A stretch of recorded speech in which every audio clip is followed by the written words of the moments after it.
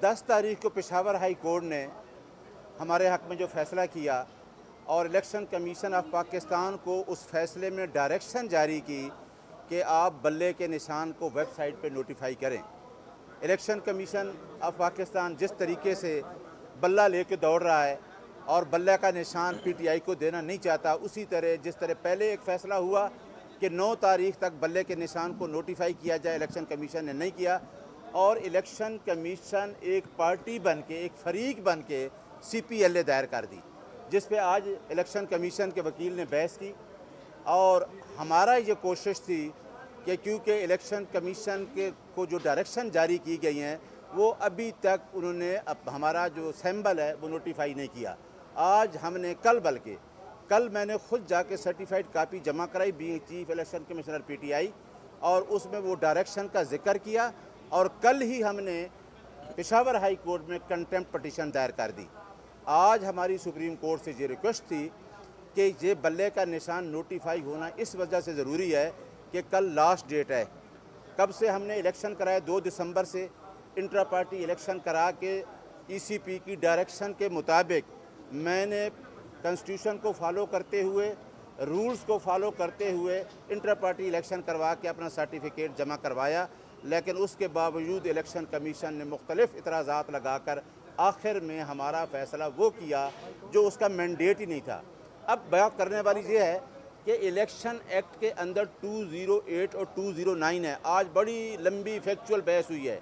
Peshawar high court ने कहा कि इलेक्शन कमीशन ऑफ पाकिस्तान का इंट्रा पार्टी इलेक्शन, ये कोई जनरल इलेक्शन नहीं है, उसका ये मैंडेट ही नहीं है। उसका मैंडेट टोटली है 208, 209 और अंडर द इलेक्शन रूल्स 158 बल्ले के निशान को नोटिफाई करना। लेकिन इलेक्शन कमीशन ऑफ पाकिस्तान जो उसको इंस्ट्रक्शन है वो बल्ले का निशान नोटिफाई ना किया और एक आके जहाँ CPLA दायर कर दी। अब देखें कि एक पार्टी जो फेडरल की अलामत है, जिसमें चारों सूबे गिलगित बल्तिस्तान, आज़ाद कश्मीर और ओवरसीज़ पाकिस्तानी, हमारे पास राब्ता ऐप है कि कितने हमारे वोटर रजिस्टर मेंबर थे जिस पे हमने इलेक्शन करवाया, उन 10 करोड़ आवाम को डिफ्रेंचाइज करना है। अगर इस तरीके से जमहूरियत को डिरेल किया गया तो उसके कॉन्सिक्वेंसेस क्या होंगे। 8 फरवरी को चीफ जस्टिस ऑफ पाकिस्तान ने ख़ुद कहा है कि ये जो इलेक्शन है ये पत्थर पे लकीर है। और आज चीफ जस्टिस ऑफ पाकिस्तान ने एक बहुत अच्छी बात की कि बाबर एस अकबर को कहा, उसके वकील को, कि आपकी पटिशन क्यों आई है, आप लगता है कि आपके पीछे कोई और है। और जहाँ तक कॉन्स्टिट्यूशन का जिक्र है आर्टिकल 17 और 25 का, कि हमारी पार्टी को डिस्क्वालीफाई तो नहीं हुई और हर पाकिस्तान के शहरी को हक़ है कि वो किसी पार्टी के साथ अपनी एसोसिएशन करे। तो इस हैरानगी इस बात पे है कि जो पार्टी रूल ऑफ लॉ की बात करती है, आइन की बालादस्ती की बात करती है, उसको अगर और उसकी आवाम जो उसके साथ एसोसिएटेड है अगर उसको डिफ्रेंचाइज किया गया और उनको इलेक्शन से निकाला गया तो उसके कॉन्सिक्वेंसेस बहुत भयानक किस्म के होंगे। हमारी सुप्रीम कोर्ट ऑफ पाकिस्तान से ये रिक्वेस्ट है कि आप फंडामेंटल राइट्स की गारंटर हैं। लोगों के 25 करोड़ आवाम के राइट्स हैं। हर आदमी चाह रहा है कि हम इलेक्शन प्रोसेस में हिस्सा बने, जमहूरियत डिरेल ना हो और जमहूरियत को बचाने के लिए सुप्रीम कोर्ट को आगे आना चाहिए। और हमारा सिंबल जो है वो कल हर हाल में हमारी सुप्रीम कोर्ट ऑफ पाकिस्तान से रिक्वेस्ट है कि symbol election commission of Pakistan notify करे। इलेक्शन कमीशन ऑफ पाकिस्तान जो कर रहा है वो आपने देख लिया है कि वो कॉन्स्टिट्यूशनल बॉडी का काम नहीं कर रहा है, एक आईनी अदारा है। आईनी अदारे का काम उसके पास टोटली आर्टिकल 2183 के तहत मैंडेट ही ये है कि आपने जनरल इलेक्शन करवाने हैं और जनरल इलेक्शन फ्री, फेयर और करप्शन से पाक इलेक्शन कराना है। लेकिन इलेक्शन कमीशन टोटली जो मीटिंग्स कर रहे हैं उनको ये एजेंडा है कि एक पार्टी को इलेक्शन प्रोसेस से बाहर किया जाए। मैं ये बता दूं कि इस प्रोसेस से अवाम आपको बाहर नहीं जाने देगी।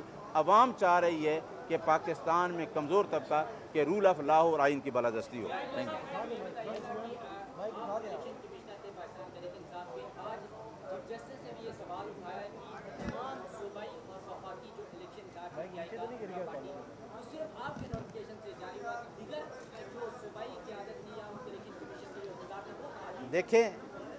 देखें हम बताने लगे तो चीफ जस्टिस साहब ने कहा कि आपकी बारी पे अपना सारा जवाब देना।